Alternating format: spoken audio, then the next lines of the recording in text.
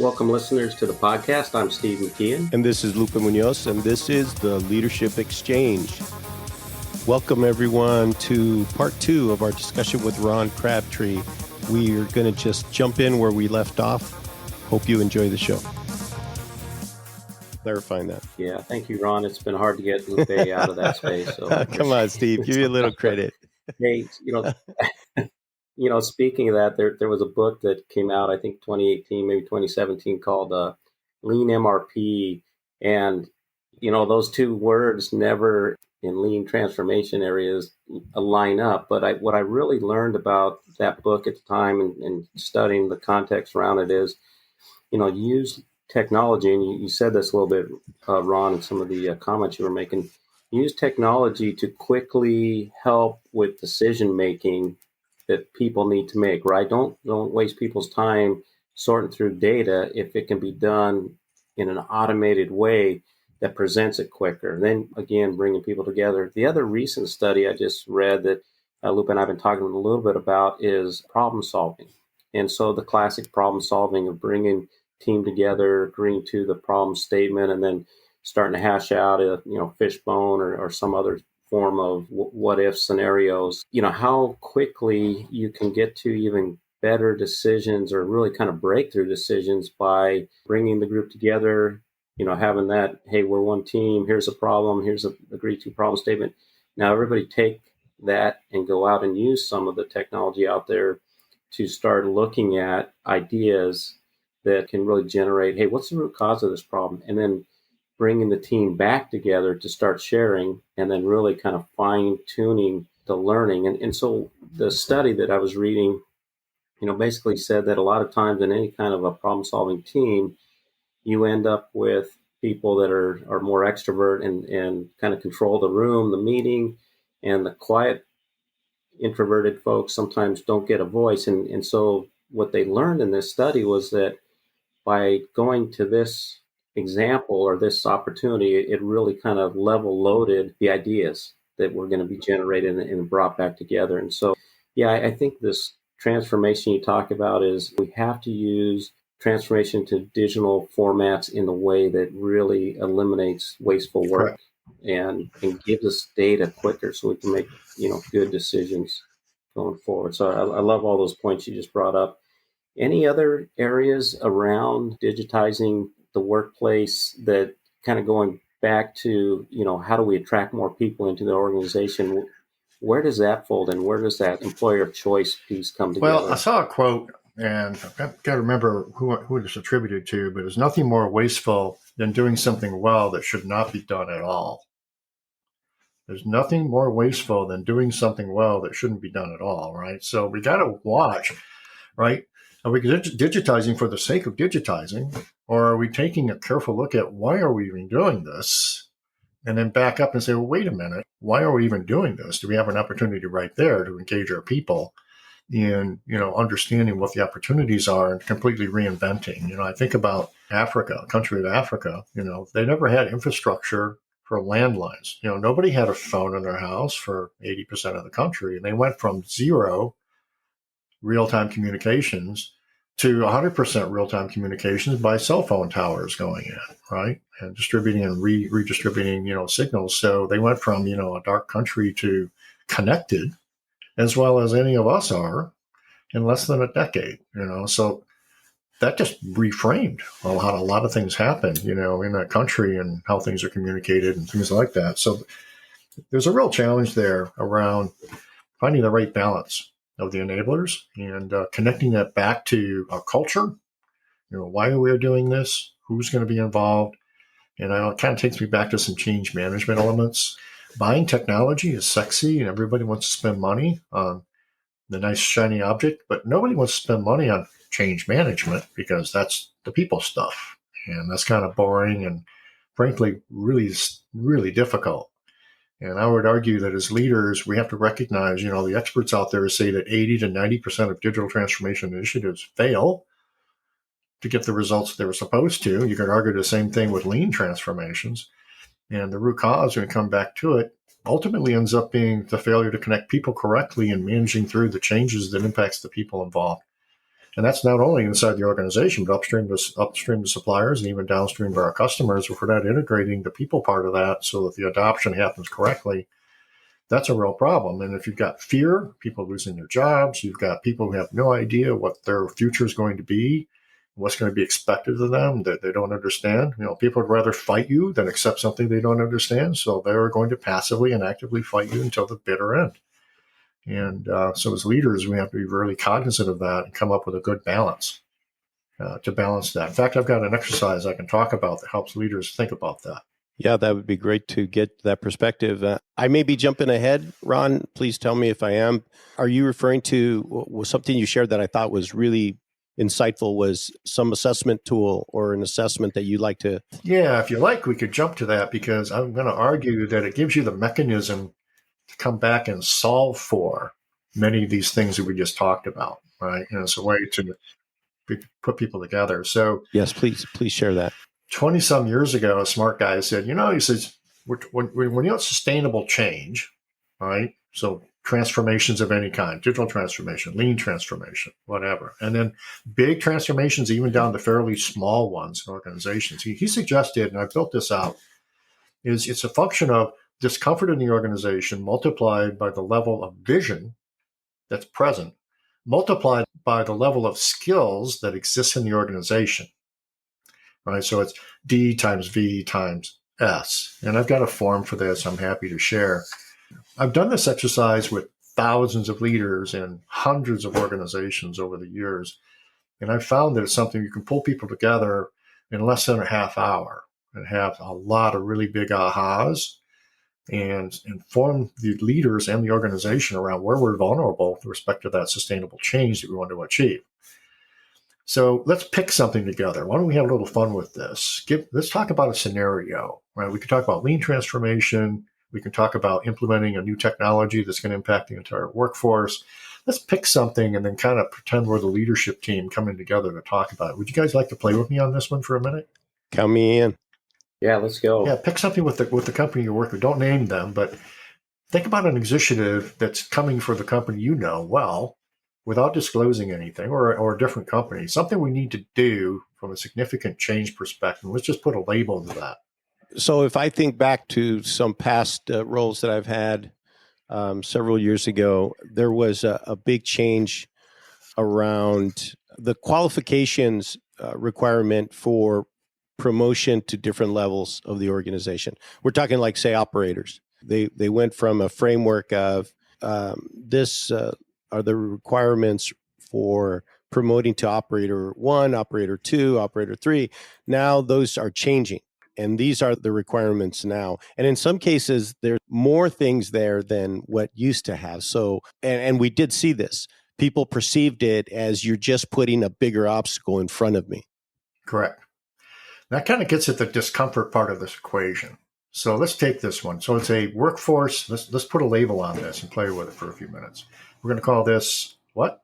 Training program, a certification program? Let's call it our promotional requirements program. All right. So it's an employee development program.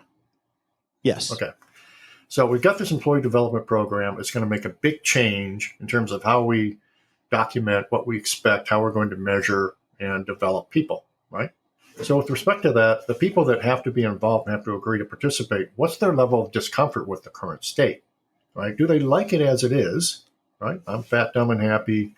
Changing this doesn't look valuable to me. It looks like a lot of pain. The level of discomfort isn't there, right? So you give yourself a low percentage for the level of discomfort. So let's just play with this. Let's just say there's only 25% of the workforce that actually care. Okay. That actually see this as something that we need to do. As leaders, we have to ask the question, right? The people that are affected, what's their level of discomfort with respect to this change? Okay. And we kind of put a number on that. It's between 100%. They're like, everybody's screaming. Everybody's at my door, knocking my door, asking me to fix this problem. I want an employee development program. I want to be involved. You guys are letting me down. Hurry up and give me something, right? You might be 100% on discomfort if the entire workforce is clamoring for this, right? Okay, so what do you do? So let's just first of all, you put a number to that. Let's just say it's low. It's 25%. Okay. All right, great. So we park that for a moment. And then we say, okay, let's talk about the vision. How well have we articulated what good looks like? In other words, what do things look like today? How do they look and feel? What's going to be different when we complete this change initiative? What does it feel like, taste like? What's the measured impact on the organization? What's the measured impact on people? Do we have a very clearly articulated vision or not? That's the first step. If we don't have that, we have a very low percentage for that factor, right? You give that a low percentage. If the vision isn't well articulated, that's a problem. The second piece is crucial, is how well understood is the vision down through every layer in the organization, okay? So it's not good enough that the top leaders understand this workforce development program is going to result in X, Y, and Z. This is why it matters. You need to be able to go all the way down through the org chart to the people that sweep the floors that are somehow involved. And if they can articulate that vision, hey, tell me what your understanding of this workforce development program is and why it matters. And until everybody that's involved can articulate that back to us in a positive way, because they also have a very negative view of that, but to what degree do people truly understand the vision and their role in that vision becoming reality? Okay, so this can lead to some pretty intense conversations, because you'll find out different parts of the workforce would have different levels of understanding on the discomfort side and also on the vision side. But that's on us as leaders to carefully think about that. You mentioned middle management earlier. That's the single most important community in most transformation initiatives. It's just failing to truly engage them in the development of that vision and building the discomfort factor you need. Now, I'm getting ahead to solutioning, okay? So I'm going to stop there. Let's pretend that we're 50% on that, okay? 50% understanding of the vision is pretty well articulated. We've got it mapped out. People, it's on the job descriptions. There's a versatility matrix for it. There's PDs, there's training. It's well articulated from a vision perspective. And then the last component is the skills to actually execute and do the change. This one gets a little tricky, right? Because if we're talking about a digital transformation, there are no skills, right? Nobody knows anything. So we've got to start from scratch. Our skill level would be very low with respect to likely success. If we get into lean, okay, depends on how many times we've been through it. You could have a pretty good cadre of understanding there. The skills to go do lean could be pretty good. For this workforce development challenge, today, do we have the skills embedded in all the people that are going to be doing things differently? Do they have those skills? On a scale of 0, no skills at all, to 100%. Now let's pretend that we're 50% on that. Okay, so here's the fun. 25% times 50% is how much? 12.5%. 12.5, yeah. Times 50% is how much? 5.8 something. Yep, exactly. So in the current state, we can argue with the leadership team that we're only likely to be 6% successful if we don't change or fix something in this process. Wow, what an eye-opener that is. I ran this lab, right, exactly as we described it, with a very large group. I was one of the speakers at an APIX ASCM International Conference. I had this big room of people. We had devices. We had devices out in the room for people to actually input responses. So we had this whole room playing, and they did this exercise. 85%, and they all picked something, right? They picked an initiative that they knew about, they needed to go do in their companies, and they did this exercise with a very wide group of leaders, wide display of, wide variety of industries, wide variety of different sorts of change initiatives. 85% of the audience came back with a success factor of less than 30% for that change, right? So what do we do with all that, right? Well, now you go back and say, okay, the discomfort's bad. What are we going to do to build a burning platform? Who needs to hear what? What do they need to understand? Do we need to say, look, if we don't make these changes, competition is going to take our jobs. We're going to go out of business without these sorts of changes. If that's true, we have to learn to communicate that and share that with the folks that are actually impacted. That's just a piece of building a high level of discomfort. So if there's no reason for change, this is a non-starter. You're not going to change. You're going to stay the way you are. So if you've got to build that burning platform, there's many things you need to do, depending on the nature of the change. So for this workforce development thing, if we say to them, look, here's what's going on in the marketplace, the nature of what we do as an organization is going to be very different. And to be competitive and even have jobs 5 years from now means we need to be doing this. And they have to understand that. And at some level, they have to agree. Okay. Second piece is around the vision. That's pretty straightforward.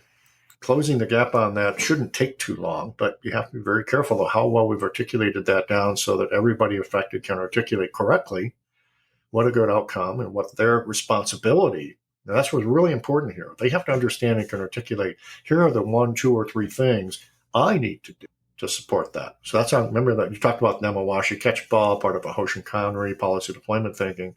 That's a piece of that, right? How well have we articulated that, pushed it down so we have ownership of elements that they need to do to help this organization be successful. And by the way, I practice this in my own company, so I'm pretty passionate about it. And then finally, you get down to skills. This can be the most difficult thing to close, right? Building discomfort might mean research and a fairly short cycle of awareness. You can get over the hump, get to an acceptable level of discomfort. Articulating the vision well, relatively short cycle. But when you get to the skills, this gets really gnarly, really fast. Because if we're talking about completely reskilling people from zero to being effective, that's going to take a while. If it's going to take 10 years to build that workforce that's going to be able to do those things for us, that's a big problem. Okay, so that's where we have to step back as leaders and say, wait a minute, is it even realistic to do this change in the window of time we're thinking about? And then very carefully talk through how do we decompose the roadblocks in each of those 3 areas? Because we want to be at 50% or better before we even start, and we want a roadmap to get to 100% effectiveness on these things. But if you don't have a fairly, pretty good number on each of those, why would you even start? Oh, that's great. What, in your experience, what is a good number? At what point should you say, is it that 50-50 mark? Say, hey, we got to be at least 50%, or no, you know what? You have to be at least 70% to really feel like you have a good chance. Like, what are the acceptable odds? Is it no different than gambling, or are we talking about a different threshold? I'm going to argue that it's awareness is the key thing, right? That we come together as a leadership team and we have awareness and understanding that we have these challenges. The second piece is situational. It could be a situation where we have no choice but to proceed. Great point. We have to do this because we aren't going to exist in 2 years if we don't.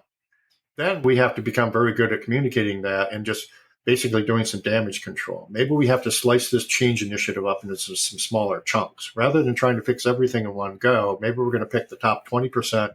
The top 80% of revenue is probably 20% of the products. So maybe we just focus on driving and learning how to do this change very quickly in a narrow microcosm to demonstrate success, make all the mistakes, learn quickly, make a big impact. And then because of the big impact, you earn the right, you earn credibility to continue on with the change. So it may force you to go back and dice and slice and rethink how you're going to do it. If we have the luxury of waiting, which may or may not true, then you got to rally the troops and say, wait a minute, we need to do these 5 things and revisit this in a month or 3 or 6, or maybe we don't do it at all because our chances of success are so terrible. And that's one of the things I argue about when we talk about digital transformation. I'm going to argue that if you can't complete a cycle, just demonstrate success inside 90 days, maybe you shouldn't be doing it because everything's going to change anyway in that amount of time. Wow.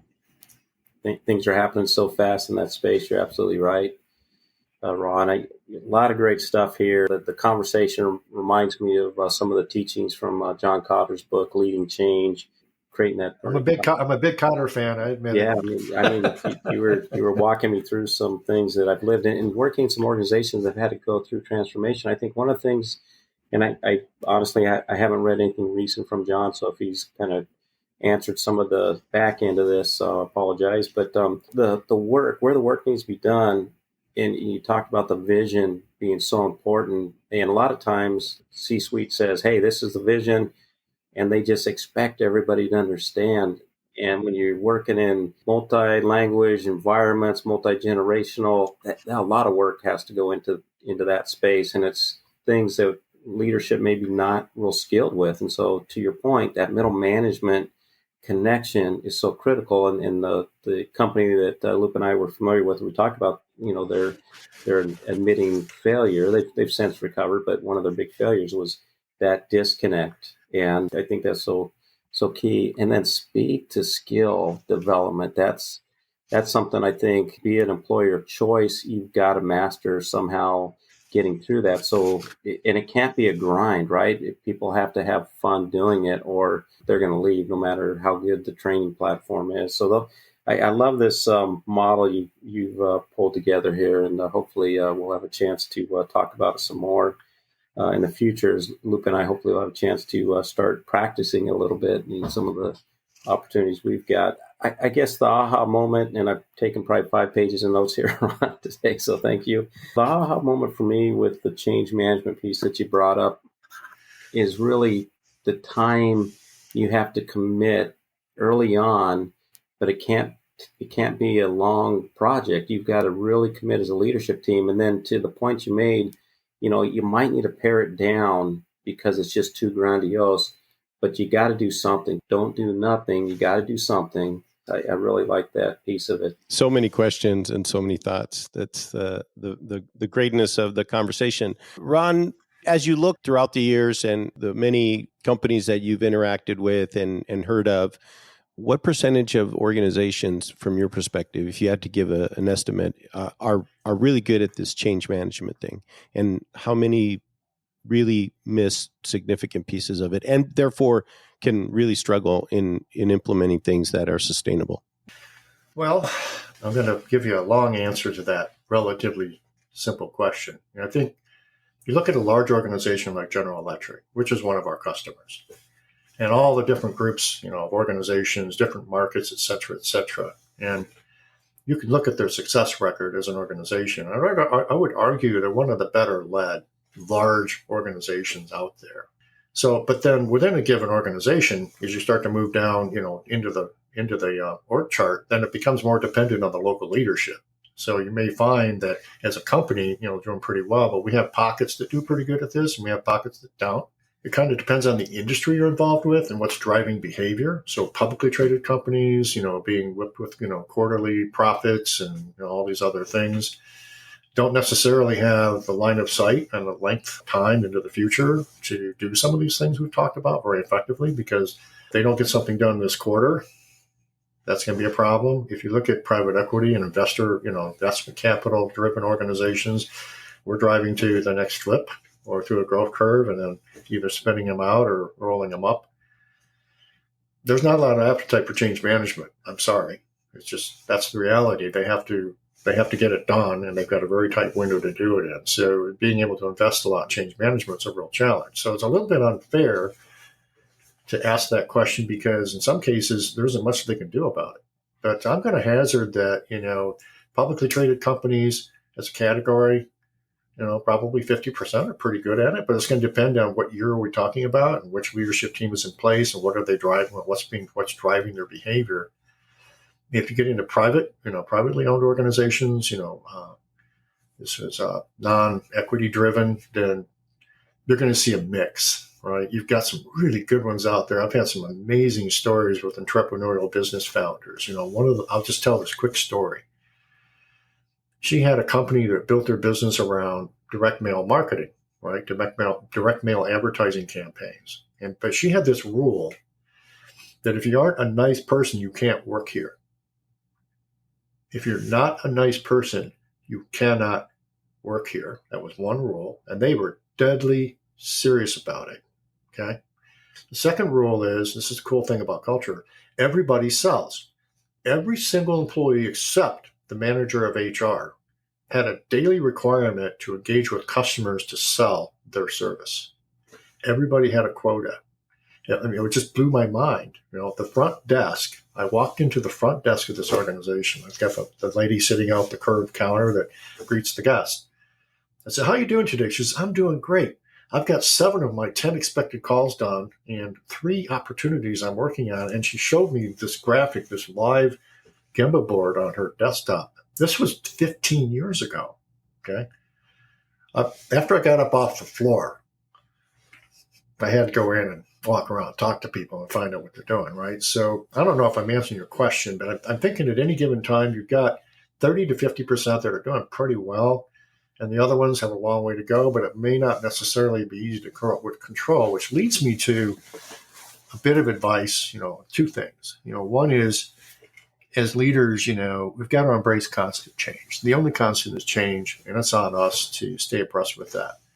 At the same time, in our role to lead it, I would urge us to come back to what I call the serenity prayer. We probably all heard this at one time or another. It's something around, Lord, grant me the serenity to accept the things I cannot change, right? The courage to do what I can, right? The courage to make the changes, right?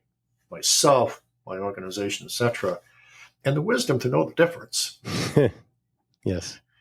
And so I always come back to that. So we just have to embrace the constant of change, our personal responsibility to lead the organization through that, but also be realistic and be careful, what you ask for, because you might get it.